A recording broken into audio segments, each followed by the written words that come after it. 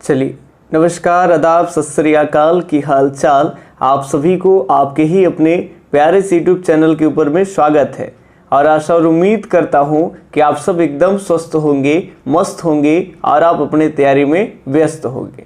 तो जो बच्चे इस बार 12th के बोर्ड एग्जाम दे रहे हैं और जिनका सब्जेक्ट है गृह विज्ञान यानी होम साइंस, उन बच्चों के लिए टॉप 10 क्वेश्चन हम फिर से एक बार लेकर के आए हैं। ऐसे टॉप 10 क्वेश्चन जो कि वीवीआई प्रकार के प्रश्न हैं और ऐसे प्रश्न बार बार बोर्ड परीक्षा में पूछे गए।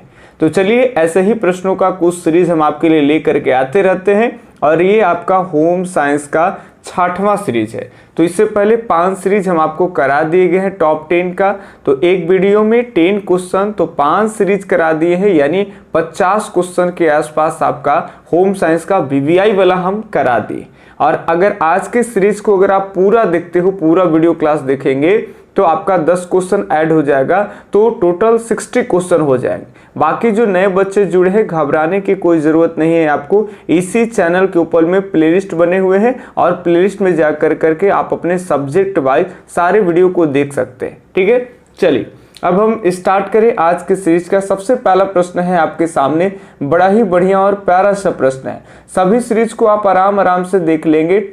10 से 12 अगर सीरीज सब सब्जेक्ट में आप अपना देख लेते हैं, जो भी आपका सब्जेक्ट हो, उसके बाद हम आपको चैप्टर वाइज भी ऑब्जेक्टिव करा देंगे। तो आप देख पाएंगे कि बिना चैप्टर पढ़े हुए भी काफी सारे प्रश्नों को आप सही कर पाइएगा। ठीक है, चलिए पहला प्रश्न है कि कीटनाशक दवाइयों का कुप्रभाव दूर करने के लिए सामग्री को अच्छी तरह क्या करना चाहिए।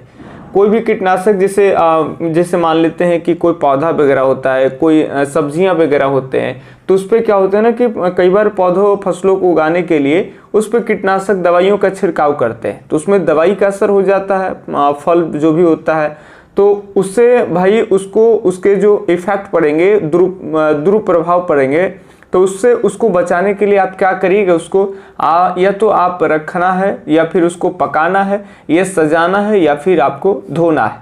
सही जवाब आप अपना एक पेज में लिख लेंगे, ठीक है, और लास्ट में हमें कमेंट करके बताएंगे कि कितना आपका सही हो पाता है। तो बिल्कुल डी ऑप्शन यहाँ राइट होगा, क्योंकि उस चीज को सबसे पहले अच्छी तरह से वॉश कर लेंगे, यानी अच्छी तरह से उसको हम धो लेते हैं।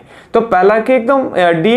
देखिए आज का जो सीरीज है ना, होम साइंस के ऐसे प्रश्न लिए गए हैं कि कोई भी आदमी कतई कभी भी नहीं पढ़ा हो, वो सामान्य सी कॉमन सेंस लगा करके बना सकता है। फर्स्ट का डी ऑप्शन एकदम राइट है। चलिए अब हम सेकंड नंबर प्रश्न के ऊपर में बात कर लेंगे। ज़्यादातर होम साइंस गर्ल्स लोग का ही होता है, तो ध्यान दीजिएगा आप ही लोग पे खास करके। अब तो आप लोग का भाई पूरा ये चल रहा है ना, तो आप लोग पर एकदम आप लोग को, आप बेटियों को आगे बढ़ना है। आप लोग का एकदम भविष्य समझिए सुनिश्चित है, थोड़ा सा बस पढ़ने की जरूरत है। बताइए आप, स्वच्छ भारत अभियान भारत सरकार द्वारा किस तिथि को आरंभ किया गया। ये ध्यान सुनेंगे। कुछ जो आपका चैप्टर है होम साइंस में जल से रिलेटेड, ठीक है, जल की स्वच्छता से रिलेटेड, वहाँ साफ सफाई, खान पान में स्वच्छता, इन सभी में इस तरह के भी प्रश्न कई बार ऐड कर दिए जाते हैं। तो इसको लेकर करके आपको घबराना नहीं है। ऐसे प्रश्न के ऊपर में सोचना मेरा काम है, आपको बस हमारे प्रश्न के ऊपर में आपको चलना है। ठीक है, जितने सीरीज ला रहे हैं उसको फॉलो करना, देखना है और देखेंगे कैसे एग्जाम में जादुई असर होगा कि कैसे सारे प्रश्न वही आपको एग्जाम बोर्ड में मिलेंगे जो आप पहले से क्वेश्चन सीरीज में लगा लिए हैं, जो हमारे साथ नोट्स लेकर के पढ़ लिए हैं। इससे बाहर कुछ नहीं होगा।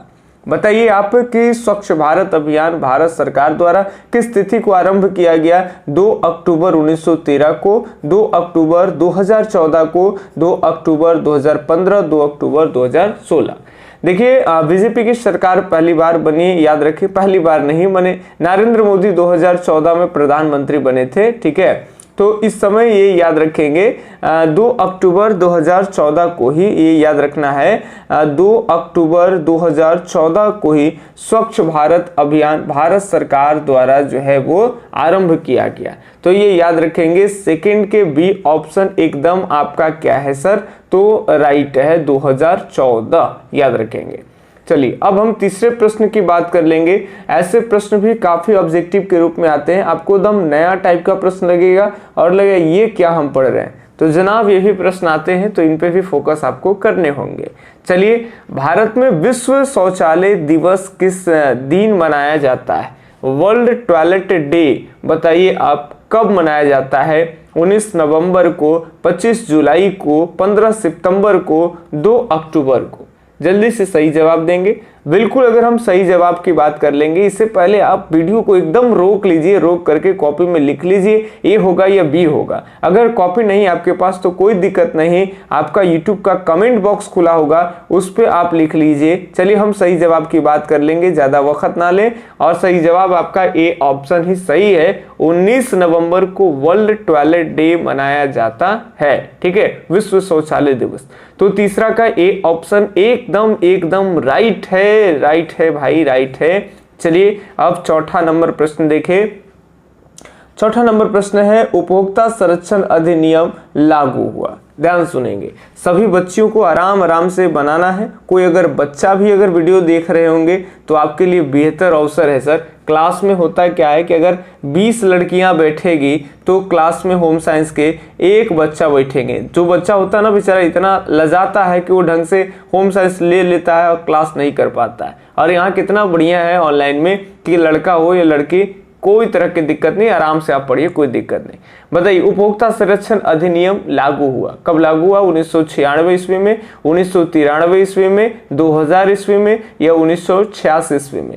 सही जवाब आप कमेंट में बताइए या फिर पेज में लिखिए, जल्दी से लिखिए, देर ना करिए, जल्दी जल्दी सीरीज को खत्म करना है। चलिए, तो यहाँ पे अगर सही जवाब की हम बात कर लें तो यहाँ डी ऑप्शन आपका एकदम राइट होगा। 1986 ईस्वी में उपभोक्ता संरक्षण अधिनियम आए, ठीक है। इन सभी के ऊपर में आपको नोट्स वगैरह में विस्तार से दे दिए क्वेश्चन के रूप में भी, और आपको वीडियो लेक्चर्स में अच्छे खासे लेक्चर्स दे करके आपको समझाए गए हैं ताकि भविष्य में आपको इन सभी प्रश्नों से कोई दिक्कत नहीं हो। चलिए, तो 5वां नंबर प्रश्न देखेंगे। 5वां नंबर प्रश्न है आपका कि जल में घुलनशील विटामिन है। बताइए ऐसे विटामिन जो जल में घुलनशील होते हैं, vitamin A, vitamin C, vitamin D या फिर इनमें से कोई नहीं। आप 10th क्लास में अगर होंगे तो बायोलॉजी में इन तरह की चीज़ों, इस तरह के प्रश्नों को आप सॉल्व किए होंगे। तो फटाफट से सही जवाब दीजिए कि जल में घुलनशील विटामिन है। बताइए कब है भाई? सॉरी, कब की बात नहीं है, जल में घुलनशील विटामिन है। कौन विटामिन? बिल्कुल सही जवाब की बात कर लेंगे तो विटामिन सी जो होता है वो याद रखेंगे जल में घुलनशील होते हैं। विटामिन ए की बात कर लेंगे तो ये वसा में घुलनशील होते हैं। ऐसे आप बायोलॉजी में काफ़ी सारे पढ़े होंगे अलग अलग विटामिन के बारे में। उन विटामिन के स्रोत भी पढ़े होंगे कि विटामिन ए के स्रोत कौन कौन से है, विटामिन बी, विटामिन सी, ऐसे सारा कुछ पढ़े होंगे। एक है फ्री में विटामिन मिलता है, वो है विटामिन डी जो बॉडी खुद प्रोड्यूस कर लेती है। चलिए 6 नंबर प्रश्न की बात कर ले हमारी प्यारी प्यारी प्यारी बहना, जल्दी से बताना है आपको। ऊर्जा उत्पन्न करने वाले पोषक तत्व हैं। बताइए ऊर्जा उत्पन्न करने वाले पोषक तत्व कौन सा है? कार्बोहाइड्रेट, जल या फिर खनिज लवण या फिर आपका विटामिन? जल्दी से बताना है कि ऊर्जा उत्पन्न करने वाले पोषक तत्व कौन से हैं, जल्दी से बताइए। देखिए ऊर्जा, जैसे हम लोग चावल खाते हैं और रोटी खाते हैं ना सर, तो यही सबसे हम लोग को ऊर्जा मिलता है। अब ये ऊर्जा याद रखेंगे, इसको हम लोग चावल से और रोटी से हम लोग को क्या मिलता है, कौन से पोषक तत्व? तो कार्बोहाइड्रेट मिलता है, ठीक है। और ये कार्बोहाइड्रेट याद रखना है आपको कि यही ऊर्जा उत्पन्न करता है। तो बिल्कुल सही जवाब है 6 का ए ऑप्शन, एकदम सही। अब बस 4 बहना ही बची है, कहीं जाना नहीं है मेरे प्यारी प्यारी प्यारी बहना। आपको बस वीडियो में बना रहना है, कहीं आपको ज़्यादा नहीं है। सीरीज देखते जाइए और कैसे आप एकदम अजूबा टाइप के अपने आप को पाइएगा जब भी आप होम साइंस के प्रीवियस ईयर का क्वेश्चन सॉल्व करिएगा, पिछले साल पूछे गए, या फिर मॉडल सेट बनाइएगा, तो फिर आपको लगेगा एकदम हल्का। चलिए बताइए, वस्त्र वगैरह से ये प्रश्न है आपका, इंपॉर्टेंट है। खनिज धब्बा है, खनिज का जो धब्बा है किस प्रकार का है? आपको अलग अलग पढ़ाएंगे। वनस्पतियों का जो दाग धब्बा होता है उसके बारे में पढ़ना है आपको, खनिजों के बारे में पढ़ना है, ठीक है। अलग अलग तरह के, जहाँ पे हम आपको क्लास में नोट्स में चार्ट बना करके सारे एक जगह बता दें कि खनिज से कौन कौन सा धब्बा इसके अंतर्गत आते हैं, किस तरह के सारे चीज आपको बताना। यहाँ पे बताना है शॉर्टली कि जंग होगा या सब्जी या क्रीम या पेंट।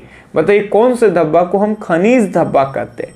बिल्कुल सही जवाब आपका हो जाएगा, जंग वाले धब्बा को ही खनिज धब्बा कहते हैं। कई बार देखे होंगे कि आप लोहे के छड़ आपके घर में होते हैं, पिलर होते हैं इस तरह से, और पिलर पे कई लोग क्या करते हैं कि ऐसे शर्ट वर्ट टांग दिए या कोई भी कपड़ा पसार दिए, तो ये लोहे का होता है, तो इस पे आपका कपड़े में धब्बा लग जाता है। वैसे ही धब्बा को खनिज का धब्बा कहते हैं, ठीक है, तो ये ध्यान रखेंगे। कई बार आपके पास लोहे का, उसको गांव में हम लोग बोलते हैं असगन्नी, आपके तरफ क्या बोलते हैं ना, ये आप कमेंट बॉक्स में बताइए। हम लोग असगन्नी उसको बोलते हैं। छत पे जो कपड़ा सुखाने वाला होता है, तो कई बार इसको लोहे टाइप का, इस तरह के पतला तार लोहे का होता है, वही टांग देते हैं और इस पे हम लोग कपड़ा को डालते हैं। इसमें कपड़े में क्या होते हैं ना कि धब्बा लग जाता है, दाग। अब दाग कैसे छुड़ाने हैं, कौन से दाग किस प्रवृत्ति के अंतर्गत आते हैं, कैसे छूटते हैं, ये सारे आपको वस्त्र वाले चैप्टर में पढ़ने हैं, ठीक है। तो वहां पे आपको आराम से पढ़ाया जाएगा, कोई घबराना नहीं।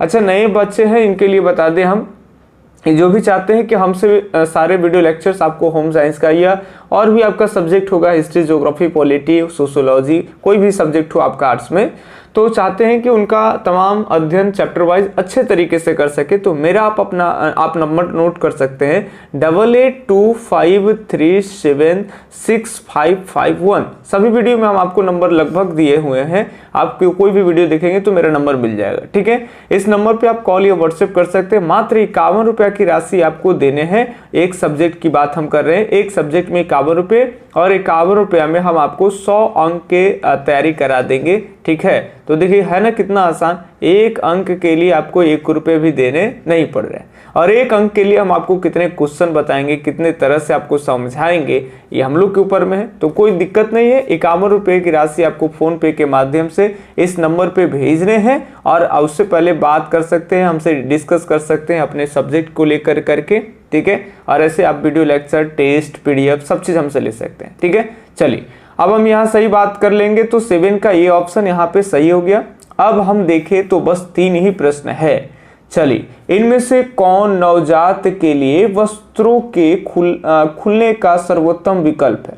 कितना बढ़िया प्यारा सा प्रश्न है। इसको सामान्य बच्चे भी बना देंगे, अगर नहीं भी बनेंगे तो कोई दिक्कत नहीं, आपको नया चीज सीखने के लिए मिलेगा। इनमें से कौन नवजात शिशु के लिए वस्त्रों के खुलने का सर्वोत्तम विकल्प है?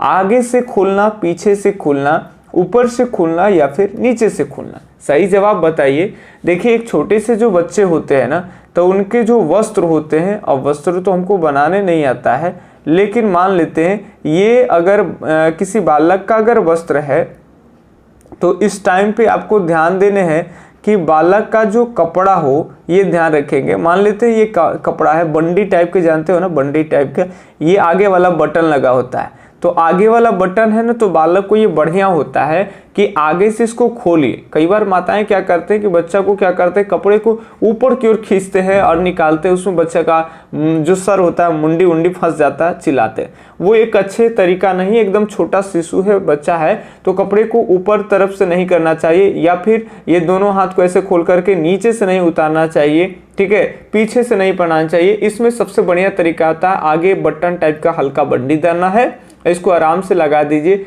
कोई भी स्वेटर वगैरह भी इस तरह के लगाइए, ताकि आराम से इसको इधर से एक हाथ में पहना दिए, एक हाथ में इधर, और आगे से या तो चैन हो या तो बटन वगैरह कुछ भी हो, ताकि बच्चा को ऐसा हो कि चैन वैन से कुछ नुकसान ना हो, तो आगे से लगा दे। तो आगे से खोलना ये ज्यादा इंपॉर्टेंट है। तो 8 का ए ऑप्शन एकदम आपका सर राइट है। अब 2 ही प्रश्न बचे हैं, आज का सेशन जल्दी ही खत्म करने वाले हैं। चलिए 9 नंबर प्रश्न है आपका कि वस्त्रों को आकर्षित बनाने के लिए की जाती है। बताइए, वस्त्रों को आकर्षित बनाने के लिए क्या किया जाता है सर? धुलाई किया जाता है, रंगाई किया जाता है, परिसज्जा किया जाता है, ये सुखाया जाता है, सुखाना। बताइए जल्दी से क्या किया जाएगा? देखो, वस्त्र को अट्रैक्टिव बनाने के लिए ना, आकर्षित बनाने के लिए आपको क्या करने होंगे? परिसज्जे करने होंगे। परिसज्जा का मतलब सजावट। मुख्य रूप से डिजाइन 2 तरह के होते हैं, एक संरचनात्मक डिजाइन होते हैं, ठीक है, और एक आपका अलंकृत डिजाइन होता है। जैसे कोई कपड़ा जो होता है वो अलग तरह के अगर कटिंग किया गया है तो संरचनात्मक डिजाइन ही आता है, ठीक है। जैसे जीन्स होता था पहले सिंपल, जीन्स में बीच में ऐसे कटिंग मार दिया तो वो क्या हो गया? संरचनात्मक डिजाइन। अगर कोई कपड़ा कटिंग फटिंग अलग कर करके उसको सामान्य कपड़े से अलग बनाए, और उसमें जब उसमें झालर वालर लगाना शुरू कर देंगे, जैसे कुछ कपड़े होते हैं जिसमें लड़कियों लोग का जो कपड़ा होता है उसमें लैस आप जानते होंगे, ठीक है, तो लैस लगाते हैं तो उसको कपड़े को और अट्रैक्टिव बनाने के लिए ना करते हैं आप, तो ये परिसज्जा है, ठीक है, अलंकृत टाइप के करना, ठीक है। तो यहाँ पे आपका सी ऑप्शन एकदम आपका राइट होगा, 9 के सी। अब आज का लास्ट जो सभी बच्चे को बना देने होंगे, क्योंकि आप पढ़ रहे हैं होम साइंस और प्रश्न एकदम होम साइंस का है। देखिए गृह विज्ञान का अर्थ क्या है, बताइए आपकी गृह विज्ञान का अर्थ क्या है। गृह का प्रबंध करने वाला विज्ञान है, अपने संसाधनों का प्रबंध करने की कला है, या फिर घर को सजाने की कला है, या घर में कार्य करने का विज्ञान है। फटाफट से बताइए, आप पढ़ रहे हैं गृह विज्ञान यानी होम साइंस, तो ये ना सही हुआ तो फिर दिक्कत हो जाएगा सर। आप सोचिए और एकदम सही कीजिए।